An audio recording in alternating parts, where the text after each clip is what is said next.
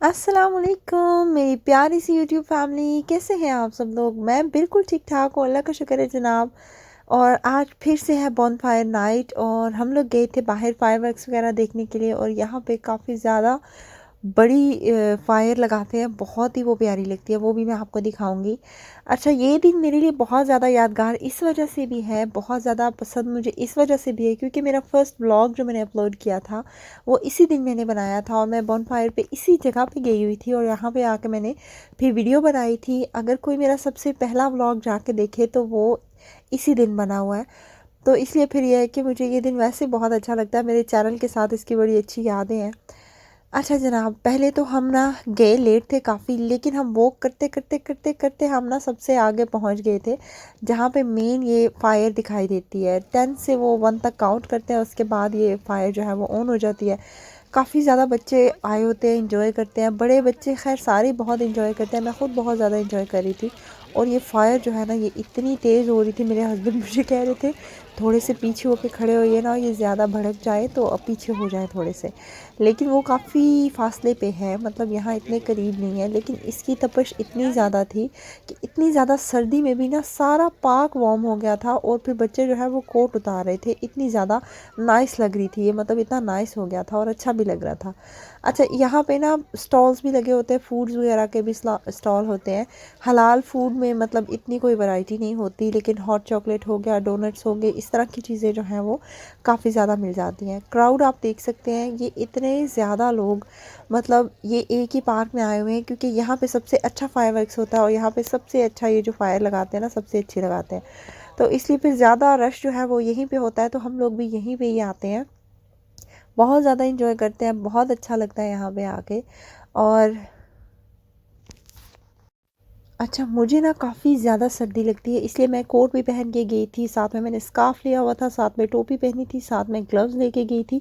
लेकिन यहाँ जाके ना मौसम काफ़ी अच्छा लग रहा था, तो इसलिए फिर मैंने जो है वो ग्लव्स वगैरह उतार दिए थे, बाद में टोपी भी उतार दी थी क्योंकि इतनी ज़्यादा ठंड नहीं रही थी इस फायर की वजह से।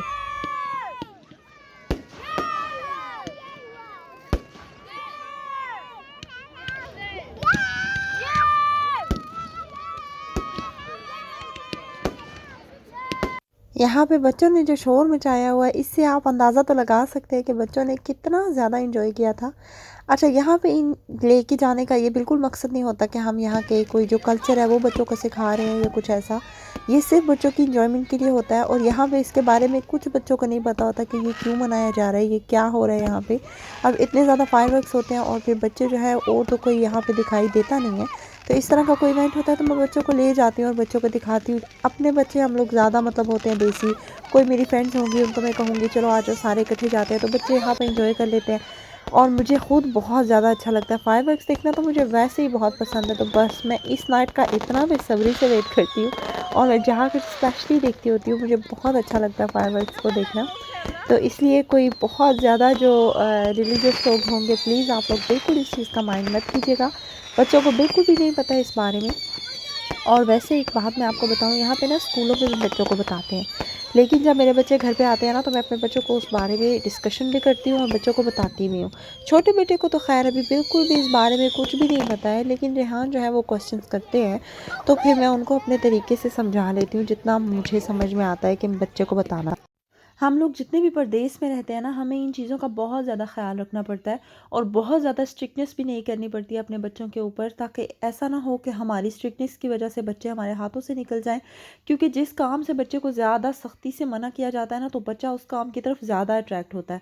इसलिए बच्चे को अच्छे तरीके से समझाना पड़ता है।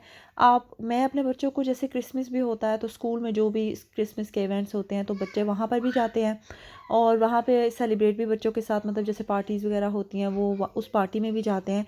और उसके बाद वहाँ पे जो कार्ड्स होते हैं बच्चे एक दूसरे को देते हैं, तो वो भी रेहान जो है सारे बच्चों के लिए लेके जाता है और फिर बच्चे वहाँ के जो होते हैं वो भी रेहान को देते हैं।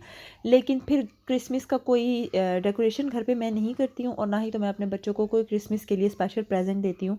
और मैं बच्चों को स्पेशल बताती हूँ कि हम मुसलमान हैं, हमारा ये त्यौहार नहीं है, इसलिए आप लोगों को कोई क्रिसमस का प्रेजेंट भी नहीं मिलेगा और हम लोग डेकोरेशन भी नहीं करेंगे। तो बच्चे मेरे को अच्छे तरीके से ये बात पता होती है और बहुत अच्छे से अंडरस्टैंड कर लेते हैं, क्योंकि वो स्कूल में भी पार्टी अटेंड कर आते हैं, बच्चों के साथ भी अच्छा टाइम स्पेंड कर आते हैं, फिर उनको कार्ड्स वगैरह भी दे आते हैं। लेकिन जब ईद होती है फिर मैं बच्चों के लिए स्पेशल चीज़ें करती हूँ, बच्चों को फिर अपने त्यौहार बताती हूँ। तो ये बहुत अच्छे तरीके होते हैं कि अच्छे तरीके से बच्चों को, मतलब बच्चों की लिमिट भी बताएं, लेकिन बच्चों को इतना ज़्यादा भी पीछे ना हटा दें बिल्कुल, कि बच्चा जो है वो फिर बाद में एक टाइम आए जब उसे खुद मौका मिले, टीन एज में वो जाए, तो वो चीज़ें वो खुद करने लग जाए, क्योंकि उसको शुरू से उनमें अट्रैक्शन फील होती थी और वो वहाँ जाता नहीं था कि वहाँ होता क्या है, और वो देखने के लिए जब एज आएगी उसको नहीं जाना तब वो जाना शुरू कर दे। तो इसलिए बच्चों को इन चीज़ों का बहुत ज़्यादा ध्यान करना पड़ता है यहाँ पे, स्पेशली जितने भी ये हमारे यूरोप कंट्रीज़ हैं, जितने भी हम लोग पाकिस्तानी या जितने भी मुसलमान हम लोग रहते हैं, तो हमें इन चीज़ों का यहाँ पे बहुत तरीके से हैंडल करना पड़ता है। अभी जनाब मैं बना रही थी नाश्ता, और आज वीकेंड है, बच्चों को भी मैंने आपको दिखाया, थोड़ा सा मैं इनका एक स्क्रीन का टाइम होता है जहाँ पे ये अपनी गेम्स वगैरह आराम से खेलते हैं, उस टाइम पे फिर जो मेरा अपना काम होता है ना, हांडी वगैरह बनानी है, जो कुछ भी वो वाले काम मैं कर लेती होती हूँ। मुझे एक कमेंट आया था कि आप बताएं कि आप सारा दिन में क्या खाती हैं ताकि इंसान का जो है वो वेट कंट्रोल रहे। तो मैं दुनिया की हर चीज़ खाती हूँ। किसी ने मुझे कहा था कि आप बटर इतना ज़्यादा ज़्यादा लगा के खाती हैं टोस्ट के ऊपर, तो आपके ऊपर फिर भी वेट नहीं आता। तो जो मैं नाश्ते में बटर लेती हूँ ना, वो मैं आजकल कुछ ज़्यादा वाक़ई लगा रही हूँ, क्योंकि मैंने अपनी डाइट थोड़ी-सी और ज़्यादा अच्छी की हुई है, क्योंकि मेरा जो है वो ब्लड का इश्यू आ रहा था, इसलिए मैंने अपनी डाइट थोड़ी चेंज की है।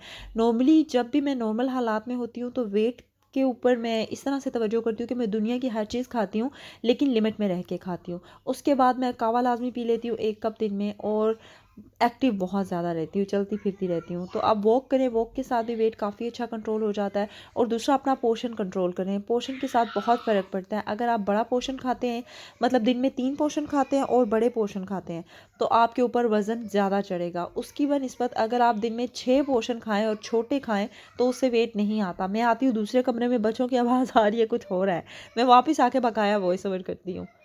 हाँ जी जनाब, दूसरे रूम में जो है ना वो जंग शुरू हो गई थी, और मुझे वॉइस ओवर रोकना पड़ा था और वहाँ पे जाना पड़ा था।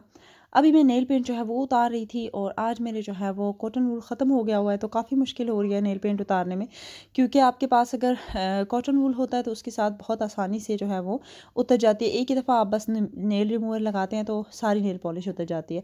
टिश्यू के साथ ही होता है कि टिश्यू ज़्यादातर उसको अब्जॉर्ब भी कर लेता है, तो फिर काफ़ी ज़्यादा जो है वो मेहनत करनी पड़ती है।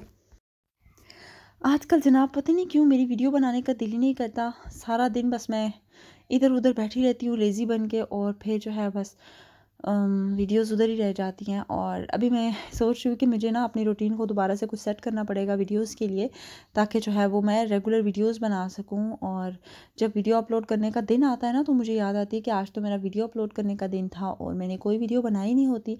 और फिर मैं नेक्स्ट डे जो है वो क्लिप बना लेती हूँ, वीडियो बना लेती हूँ, और फिर मैं अपलोड करती हूँ। पता नहीं क्यों कभी कभी ऐसे भी होता है, शायद इंसान कुछ ज़्यादा ही लेज़ी हो जाता है। मैं तो कुछ ज़्यादा ही हो गई हूँ। खैर, आज की वीडियो में तो मैंने आपके साथ दिखाया कि कल हमने कितना अच्छा दिन गुजारा है, और अभी वीकेंड जा रहा है, चल रहा है, और अच्छा जा रहा है। खाने मैंने सुबह ही बना लिए थे। बस जनाब, यही था मेरा आज का व्लॉग, आज की वीडियो। अल्लाह हाफिज़।